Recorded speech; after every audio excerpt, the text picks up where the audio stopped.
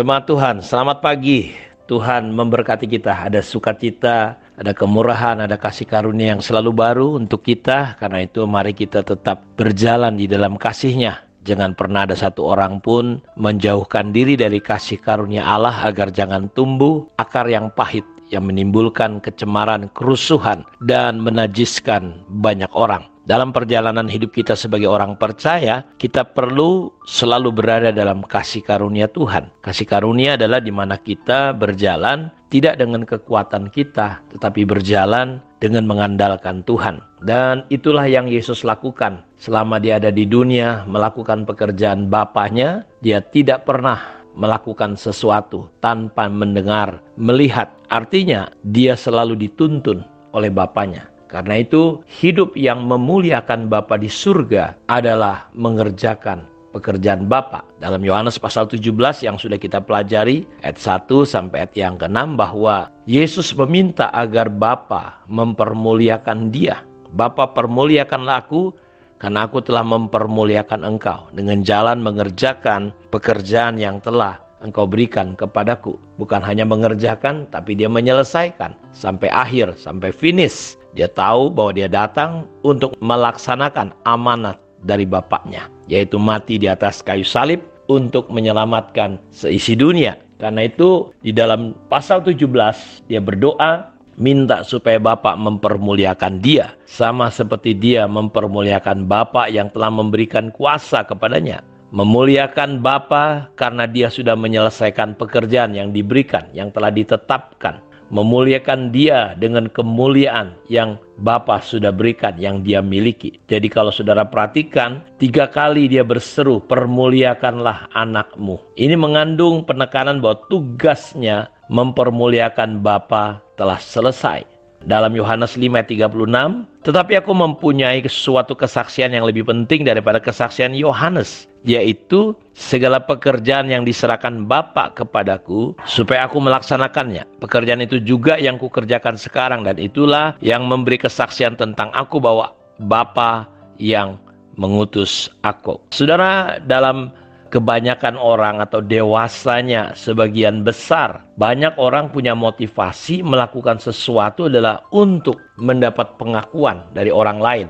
Dalam pekerjaan atau dunia kerja sering terjadi di mana teman-teman kita kerja atau kita sendiri berlomba untuk mendapatkan pengakuan dari atasan, supaya kita mungkin bisa dapat kenaikan gaji, jabatan, promosi, atau mendapatkan bonus. Saya berdoa supaya motivasi kita di dalam Tuhan melayani Dia bukan supaya dipuji, bukan sekedar supaya diberkati, bukan supaya naik pangkat atau jabatan, tetapi sama seperti hamba yang bekerja setelah sampai di rumah, dia disuruh untuk membuat makanan.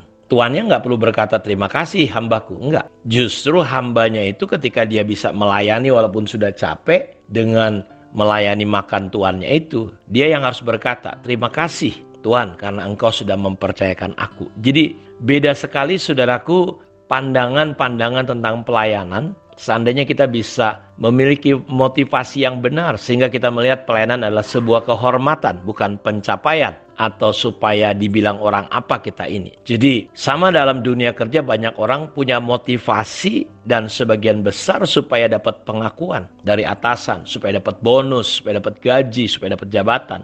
Dan tidak menutup kemungkinan hal ini juga terjadi di dalam dunia rohani, dunia gereja, dunia Kristen. Terkadang secara tidak disadari kita melakukan pelayanan untuk kepuasan diri, untuk popularitas, untuk pengakuan, pencapaian, untuk pujian, dan yang lain-lain. Jadi Tuhan mau ingatkan kita untuk mengubah prioritas dan alasan di balik semua perbuatan yang kita lakukan. Sama seperti Yesus, dia melakukan segala sesuatu karena digerakkan oleh tujuan Bapaknya. Jadi kita melihat di sini bagaimana Tuhan Yesus berkata, kamu menyelidiki kitab-kitab suci, sebab kamu menyangka bahwa olehnya kamu mempunyai hidup yang kekal. Tetapi walaupun kitab suci itu memberi kesaksian tentang aku, namun kamu tidak mau datang kepadaku untuk memperoleh hidup itu. Jadi Tuhan mengajak kita untuk kembali kepada prioritas yang benar, melakukan kehendak Allah. Bapa, muliakanlah aku karena aku telah memuliakan engkau dengan melakukan pekerjaan yang telah engkau tetapkan, sudah diberikan, dia sudah lakukan. Karena itu mari prioritas kita kepada hal yang benar, bahwa kita melakukan pelayanan itu karena kita tahu ini sebuah kehormatan, ini sebuah kepercayaan Tuhan, seperti Yesus sudah memberikan teladan. Jadi apapun yang dia lakukan, alasannya cuma satu, melakukan kehendak Bapa. Seluruh hidupnya mencerminkan kasih Bapa. Jadi nggak pernah Yesus melakukan sesuatu dengan tujuan untuk mencari sensasi, popularitas, kemuliaan, ketenaran dari orang-orang di sekitarnya. Makanya terkadang dia mau sembunyi, tinggalkan banyak keramaian karena banyak orang ternyata udah salah paham dengan dia, ingin menjadikan dia raja. Dalam 1 Korintus 10:31, jika engkau makan atau jika engkau minum, atau jika engkau melakukan sesuatu yang lain, lakukanlah semuanya itu untuk kemuliaan Allah. Jadi biarlah semua yang kita lakukan dalam hidup kita hanya semata-mata kita melakukan kehendaknya dan untuk memuliakan namanya. Ini penting sekali. Dalam Lukas 4 ayat 18 dan 19, roh Tuhan ada padaku, oleh sebab ia telah mengurapi aku untuk menyampaikan kabar baik kepada orang-orang miskin. Dan ia telah mengutus aku untuk memberitakan pembebasan kepada orang-orang tawanan dan penglihatan bagi orang-orang buta, untuk membebaskan orang-orang yang tertindas, untuk memberitakan tahun rahmat Tuhan telah datang. Jadi kita melihat di sini bahwa setelah Yesus dicobai oleh iblis di padang gurun, dia datang ke Nazaret, kampung halamannya, di mana dia dibesarkan. Dan seperti kebiasaannya setiap hari Sabat, Yesus masuk ke dalam rumah ibadah untuk mengajar di sana. Dan waktu itu dia masuk ke bait Allah di hari Sabat itu, dan dia membaca sebuah nas yang sudah kita baca tadi dari kitab Yesaya. Dan setelah dia membaca kitab ini, dia berkata, dia jelaskan kepada semua orang tentang keberadaannya, bahwa mulai saat itu merupakan penggenapan dari nubuat Yesaya yang menyatakan bahwa pribadi yang diurapi oleh Tuhan adalah dirinya yang siap untuk melaksanakan mandat Bapa Surgawi, yaitu memberitakan kabar baik, membebaskan tawanan, serta memberikan penglihatan bagi orang-orang buta. Jadi saudara lihat, inilah pekerjaan-pekerjaan yang Yesus lakukan. Keberadaannya di Nazaret adalah sebagai deklarasi bahwa dia sedang melakukan apa yang harusnya dia lakukan. Dia hidup untuk itu, yaitu untuk apa? Untuk memberitakan pembebasan kepada orang-orang tawanan. Jadi saya percaya juga bahwa apa yang Yesus lakukan seharusnya kita lakukan.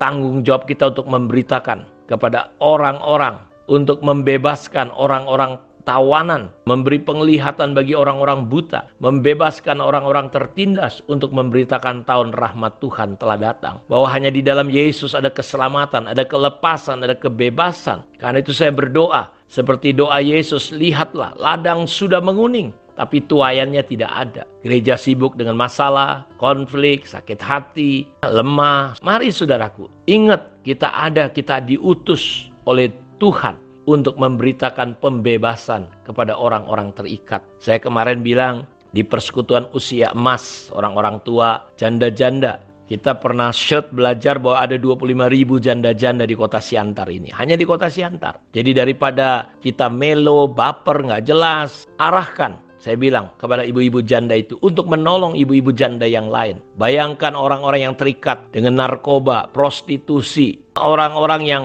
matanya dibutakan oleh iblis. Mereka menuju kepada jurang kebinasan, api neraka yang seram. Dan untuk itulah kita dipanggil, saudara-saudaraku, untuk mengerjakan pekerjaan Bapa dan menyelesaikannya. Itu cara kita memuliakan Allah. Jadi nggak stop hanya ibadah, nyanyi-nyanyi, enggak. Karena hati Tuhan ada pada jiwa-jiwa. Karena itu mari, biarlah hidup kita memuliakan Bapa dengan mengerjakan pekerjaannya dan menyelesaikannya sampai akhir hidup kita. Kiranya Tuhan memberkati kita semua. Mari kita berdoa. Tuhan, terima kasih. Berkati semua anak-anak-Mu. Buka mata hati kami, supaya kami sadar bahwa kami diurapi oleh Tuhan, diutus oleh Tuhan. Engkau mengurapi kami untuk membawa kabar baik kepada orang miskin, untuk memberitakan pembebasan kepada orang tawanan, dan memberi penglihatan kepada orang-orang buta, untuk menolong orang-orang yang tertindas, dan memberitahukan tahun rahmat Tuhan, bahwa Yesus Kristus Engkau telah datang untuk menolong kami. Ada jalan keluar di dalam Engkau ya Tuhan. Biarlah kami mengerti tanggung jawab dan tugas kami. Terima kasih. Dalam nama Yesus, Engkau jamah kami yang sakit, yang lemah, yang susah, yang terikat. Tuhan sentuh kami dengan kuasa dan kasih-Mu. Dalam nama Yesus kami berdoa. Amin. Tuhan memberkati kita semua. Shalom.